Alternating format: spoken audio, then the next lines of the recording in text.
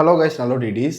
ரீசெண்டாக வந்து பார்த்தீங்கன்னா என்னோட இன்ஸ்டாஸ்லேயும் சரி, நம்ம யூடியூப் கமெண்ட்ஸ்லையுமே சரி, நிறைய பேர் வந்து ராயல் என்ஃபீல்டில் வந்துட்டு இன்ஸ்ட்ருமெண்ட் கிளஸ்டர் வந்து ஃப்ரீயாக ரீப்ளேஸ் பண்ணி தராங்களாம் ப்ரோ. அந்த மாதிரி வீடியோஸ் நிறைய பார்த்துட்ருக்கோம். இன்ஸ்டாகிராம்லேயும் வந்து ஒரு சில பேர் அனுப்பி இது உண்மையா அப்படின்னு கொஞ்சம் பார்த்து சொல்லுங்கள் ப்ரோ அப்படின்லாம் கேட்டிருந்தாங்க. ஆக்சுவலாக எனக்கே ஷாக்காக இருந்துச்சு. என்னன்னா இன்ஸ்ட்ருமெண்ட் கிளஸ்டர்லாம் இவனுங்க வாரண்ட்டி இருந்தாலே மாற்றி கொடுக்க மாட்டாங்களே, இவனுங்க எப்படி இதெல்லாம் பண்ணுறாங்கன்ட்டு. ஆக்சுவலாக ஒரு சில டீட்டெயில்ஸ் இருக்குது. எஸ், அது உண்மை தான். அவங்க இன்ஸ்ட்ருமெண்ட் கிளஸ்டர் மாற்றுறது உண்மை தான். பட் அது உள்ள ஒரு சில க்ரைட்டீரியாஸ்லாம் இருக்குது. இந்த டைமில் வாங்கின வண்டி அந்த மாதிரியான விஷயம்லாம் இருக்குது. ஸோ அந்த விஷயத்தை மட்டும் நான் ஸ்டார்டிங்கில் தெளிவாக சொல்லிவிட்டு, இன்னும் ஒரு சில பேர் வந்து இந்த இன்ஸ்ட்ருமெண்ட் கிளஸ்டரில் இஷ்யூ வந்துச்சுன்னா அது எப்படி நம்ம வந்து ப்ராப்பராக வாரண்டியில் கிளைம் பண்ணலாம், இல்லை புதுசாக போட்டால் எவ்வளோ ப்ரைஸ் ஆகும்ன்றதே ஒரு ஷார்ட்டாக இந்த வீடியோவில் பார்த்துடலாம். ஸோ வாங்க வீடியோக்குள்ள போகலாம்.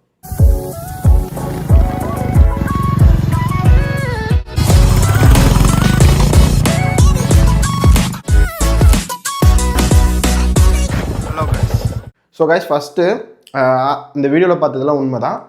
ஒரு சில மாடல்ஸ்க்கு மட்டும், லைக் வந்து கிளாசிக்கு, அப்புறம் மீட்டியாரு அண்ட் வந்துட்டு இது புல்லட் முக்கியமாக, இந்த ஒரு சில பைக்ஸ் மாடல்ஸ் மட்டும் எனக்கு மீட்டியாரும் எக்ஸாக்டாக ஷியோராக தெரியல. பட் கிளாசிக்கும் புல்லட்டும் ஷியோரு.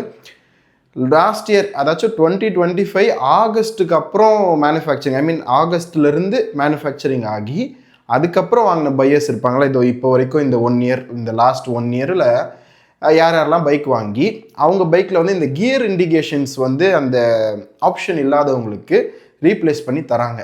ஏன் அப்படின்னு பார்த்தீங்கன்னா அதுலேயும் ஒரு சில விஷயங்கள்லாம் இருக்குது. பிஃபோர், அதாச்சும் நான் வண்டி வந்து 2022 எடுத்தேன். பட் ஆஃப்டர் ஒரு 2 இயர்ஸ்க்கு அப்புறம் வந்து பார்த்தீங்கன்னா இந்த கியர் இண்டிகேஷன்றது கிளாசிக் 350லே பேசிக்காக கொடுக்க ஆரம்பிச்சிட்டாங்க இன்ஸ்ட்ருமெண்ட் கிளஸ்டரில். நான் வாங்கினப்போலாம் அது கிடையாது. ஒரு 2-2.5 வருஷத்துக்கு அப்புறம் தான் அது வந்து பேசிக்காக எல்லா இன்ஸ்ட்ருமெண்ட் கிளஸ்டர்லையுமே அந்த கியர் இண்டிகேஷன் கொடுக்க ஆரம்பித்தாங்க. பட் 2025 இயர்லி ஸ்டேஜில், அதாச்சும் அந்த ஜான்வரி டு ஜூலைன்னு நினைக்கிறேன், ஐ திங்க், அப்போ மேனுஃபேக்சரிங் ஆகி வர வண்டிங்கள்லையும் அதுக்கு முன்னாடி ஒரு சில இந்த 2024 எண்டுலலாம் பார்த்தீங்கன்னா அந்த கியர் இண்டிகேஷன் ஆப்ஷனையும் தூக்கிட்டாங்க. ஒரு சில பேர் வந்து எனக்கு வந்துட்டு இருந்துச்சு, அப்புறம் வரலை. ஒரு சில பேர் எனக்கு ப்ரீவியஸாக வாங்கினவங்களுக்கு வருது, இப்போ எனக்கு இப்போ புதுசாக வாங்கியிருக்கவங்க வரலை அப்படின்னு ஒரு சில இஷ்யூஸ் போயிட்டு இருந்துச்சு. ஸோ 2025 ஆகஸ்ட்லேருந்து மேனுஃபேக்சரிங் ஆகி வர எல்லா வண்டியிலையும் திரும்பியும் கியர் இண்டிகேஷன் வச்சாகணுன்ற மாதிரி ஒரு ரூல் வந்து அவங்களுக்குள்ளேயே இது பண்ணிவிட்டு, ஸோ அதுலேருந்து எல்லாம் வைக்க ஆரம்பித்தாங்க. பட் சில வண்டிங்களில் அந்த கியர் இண்டிகேஷன் இல்லாமல் தான் வந்துட்டு எல்லாத்தையும் மார்க்கெட்டில் சேல் பண்ணியிருக்காங்க. ஸோ அந்த வண்டிங்கெல்லாம் வந்து திரும்பியும் ஃப்ரீ ஆஃப் காஸ்ட்டில் வந்து அந்த கியர் இண்டிகேஷன் ஒரு லைக் வந்து எப்படி சொல்கிறது, ஒரு டிவைஸ் மாதிரி இருக்குது, ஒயர் மாதிரி, அதை வந்து கியரில் ஏதோ செட் பண்ணி ஆட் பண்ணிடுறாங்க. ஸோ 2025 ஆகஸ்ட்டில் மேனுஃபேக்சரிங் ஆகி வர வண்டி இது நான் எப்படி கண்டுபிடிக்குதுன்னு கேட்டால், நீங்கள் ஷோரூமில் எங்கே வாங்கினீங்களோ அங்கே விசாரிச்சிங்கன்னா தெரிஞ்சிடும். ஸோ அந்த வண்டிங்கெல்லாம் மட்டும் கியர் இண்டிகேஷன்ஸ் யாருக்கெல்லாம் இல்லையோ, மோஸ்ட்லி நிறைய பேருக்கு இல்லைன்னு தான் சொல்கிறாங்க. ஸோ அவங்க எல்லாருமே போய் ஃப்ரீ ஆஃப் காஸ்ட்டில் மாற்றிக்கலாம். பட் இதுக்குமே சர்டைன் டைம் பீரியட் இருக்குது. எனக்கு எக்ஸாக்டாக தெரியல, இந்த இயர் எண்டு வரைக்கும்னு சொல்கிறாங்க. ஷியோராக தெரியல அவ்வளோ நாள் கூட போகுமான்ட்டு.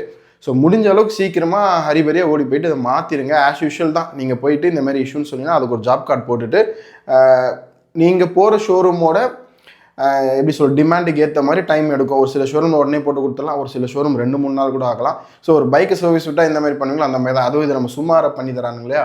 ஸோ அதனால் ரொம்ப டைம் எடுக்கும், பாசிபிலிட்டிஸ் இருக்குது. ஸோ இதுதான் கைஸ் மேட்ரு. இதை தான் வந்து இந்த வடக்கன்ஸ்லாம் இருக்காங்க, வீடியோ போடுறானுங்க, தெளிவாக போட மாட்டுறாங்க.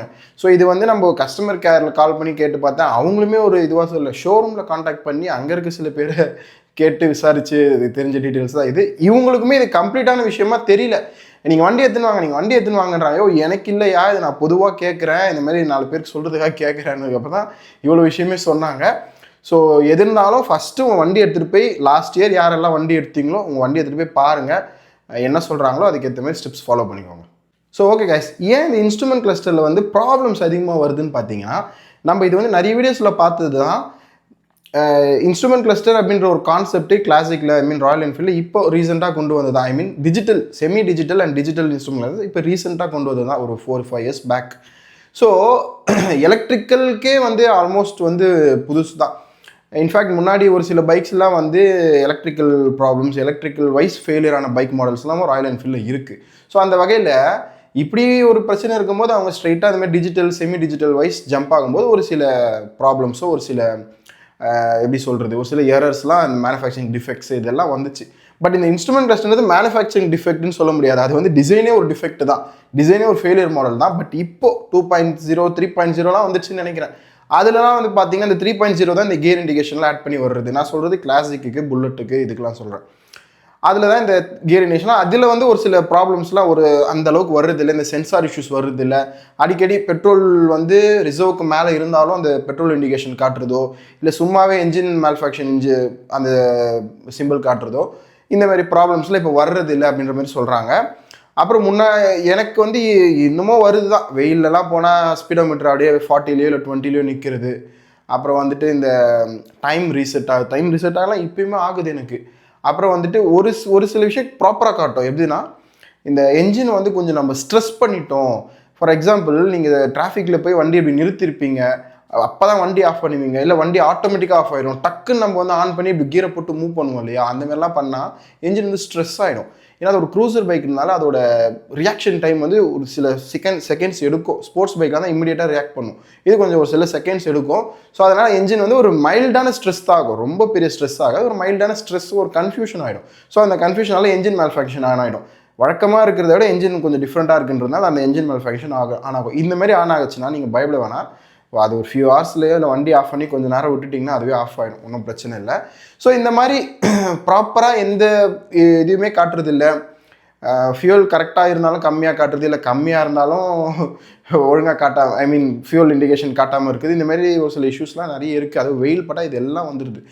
அதனால தான் வந்து நிறைய பேர் வந்து இன்ஸ்ட்ருமெண்ட் கிளஸ்டர் ப்ராப்ளம் சொல்கிறாங்க. முக்கியமாக இந்த என்ன மாதிரி 21, 22, ஈவன் 23ல் வாங்கினவங்களுக்கும் சேம் இன்ஸ்ட்ருமெண்ட் கிளஸ்டர் தான். ஸோ அவங்களுக்குலாம் இந்த இஷ்யூஸ் அதிகமாக வருது. இப்போ இவங்கெல்லாம் என்ன பண்ணலான்னா, நீங்கள் வந்து ஸ்டில் வாரண்டி பீரியட்குள்ளே இருந்தீங்கன்னா தாராளமாக போய்ட்டு இதை மாற்றலாம். ஏன்னா வாரண்டியில் கிளைம் ஆகக்கூடிய ஒரு பார்ட் தான் இந்த இன்ஸ்ட்ருமெண்ட் கிளஸ்டர். நீங்கள் எக்ஸ்டெண்டட் வாரண்டி போட்டு வச்சிருந்தீங்கனால இன்னும் யூஸ் தான். வாரண்டி முடிஞ்சப்பறம், ஐ மீன் ஆஃப்டர் 3 இயர்ஸ், அது வந்து அடுத்த ஒரு 2 இயர்ஸ்க்கு வந்து அது எக்ஸ்டெண்ட் ஆகும். ஸோ அந்த மாதிரி எக்ஸ்டெண்டட் வாரண்டி போட்டிருந்தாலும் அது கவர் ஆகும். பட் நல்லா இது பண்ணிக்குவாங்க, ஒரு வாட்டி தான் அது கவர் ஆகும், ஒரு வாட்டி தான் ரீப்ளேஸ்மெண்ட் வாரண்டி இருக்குது. எந்த ப்ராடக்டாக இருந்தாலும், எந்த ஸ்பேராக இருந்தாலும், ஐ மீன் எந்த ஸ்பேர்ஸ் நீங்கள் மாற்றுறீங்களோ, ஃபார் எக்ஸாம்பிள் இந்த செல்ஃப் ஸ்டார்ட் மோட்டாரோ, இந்த இன்ஸ்ட்ருமெண்ட் கிளஸ்டரோ, இல்லை வேறு ஏதாச்சும் கவர் ஆகக்கூடிய எந்த பார்ட்டு நீங்கள் மாற்றினாலும் ஒரு வாட்டி தான் ரீப்ளேஸ்மெண்ட், ஓயாமல் பண்ண மாட்டாங்க. ஸோ இது ஒரு சைடு. நெக்ஸ்ட்டு வந்து பார்த்தீங்கன்னா இன்ஸ்ட்ருமெண்ட் கிளஸ்டர் எவ்வளோ ப்ரைஸ் வரும் அதுவுமே ஆக்சுவலாக இன்ஸ்டாகிராமில் ஒருத்தர் கேட்டார். நான் வந்து ரஃப்லி ஒரு 3 to 4K இருக்கும் ப்ரோ அப்படின்ற மாதிரி சொல்லியிருந்தேன். பட் நான் வந்து ஷோரூமில் விசாரிச்சதுக்கு என்ன சொல்கிறாங்கன்னா, ஃபஸ்ட்டு 3500 to 4150, ஐ மீன் அந்த ரேஞ்சுக்குள்ளே இருந்துச்சு. ஒரு சில நேரத்தில் ஒரு சில மாதிரி ரேட்ஸ் வரும், அப்படின்ற சிஸ்டமில் என்ன ரேட் வருதோ அதுதான் அப்படின்ற மாதிரி சொன்னாங்க. அன்னைக்கு மார்க்கெட் வேல்யூ என்னவோ அது சொல்லிட்டு தான். இப்போ வந்து ஸ்டார்டிங்கே 4150 4Kலேருந்து 5K வரைக்கும் போகுது அப்படின்ற மாதிரி சொல்கிறாங்க. ஏன்னா ட்ரிப்பர் நேவிகேஷனே குட்டியாக வாங்கினீங்கன்னா அதுவே 5000 மேலே வருது. ஸோ இன்ஸ்ட்ருமெண்ட் கிளஸ்டர் வந்து அதை விட பெரிய மெக்கானிசம், அதை விட பெரிய டிவைஸு. ஸோ அதுவுமே அஃப்கோர்ஸ் 4 to 5000 மாதிரி வரும் அப்படின்ற மாதிரி சொல்கிறாங்க, இன்க்ளூடிங் சர்வீஸ் சார்ஜஸும் சேர்த்து, ஐ மீன் லேபர் சார்ஜஸும் சேர்த்து. ஸோ அந்த ரேஞ்சில் வரும். சப்போஸ் யாராச்சும் மாற்றணும், உங்களுக்கு வாரண்டி பீரியட் போயிடுச்சுன்னா டெஃபினட்டாக நீங்கள் புதுசு இருந்தால் காசு கொடுத்து தான் மாற்றி ஆகணும், வேறு வழியே கிடையாது. ஸோ அவங்களுக்காக தான் இந்த வீடியோ. ஸோ நிறைய பேர் கேட்டுருந்தாங்க, நான் முடிஞ்ச அளவுக்கு இது நான் ஷார்ட்ஸ்லேயே சொல்லிடுறேன்னு பார்த்தேன். ஷார்ட்ஸில் ஒரு டீட்டெயிலாக சொல்ல முடியாதுங்க, தான் இந்த ஒரு வீடியோவே மேக் பண்ணியிருக்கேன். அப்புறம் திரும்பியும் பேக்ரவுண்ட் 2.0 இதுவுமே காட்டணும்னு நினச்சேன். இந்த லைட் வந்து இங்கே இருந்தது வந்து ஒரு மாதிரி இந்த ஃபோட்டோஸ்க்கு சாமி படத்துக்கெலாம் லைட் போடுற மாதிரி இருந்துச்சு, அதனால் நானே எடுத்துகிட்டு. அது இல்லாமல் இன்னொருத்தர் சொன்னார், எதிர்க்க வந்து கண்ணாடி இருக்குது, அங்கேருந்து கிளார் அடிக்குது வீடியோவில்னாரு. ஸோ அதனால் லைட் எடுத்து மொத்தமாக எனக்கு பின்னாடி கடவுள் மாதிரி வச்சுட்டேன். ஸோ இன்னும் எக்ஸ்ட்ரா சிலலாம் இது எல்லாமே என்னோடய ஃபேவரட் ஃப்ரேம்ஸ் தான். ஸோ அவ்வளோதான் கைஸ். இனிமேல் மூவிங் ஃபார்வர்ட் இங்கே தான் நம்மளோட வீடியோஸ் அதிகமாக இருக்கும். ஆன் ரோட் போய் எடுக்கிற மாதிரி இருந்தால் அந்த மாதிரி வீடியோஸும் வரும். ஸோ நான் உங்களை நெக்ஸ்ட் ஒரு வீடியோ மீட் பண்ணுறேன். பாய்.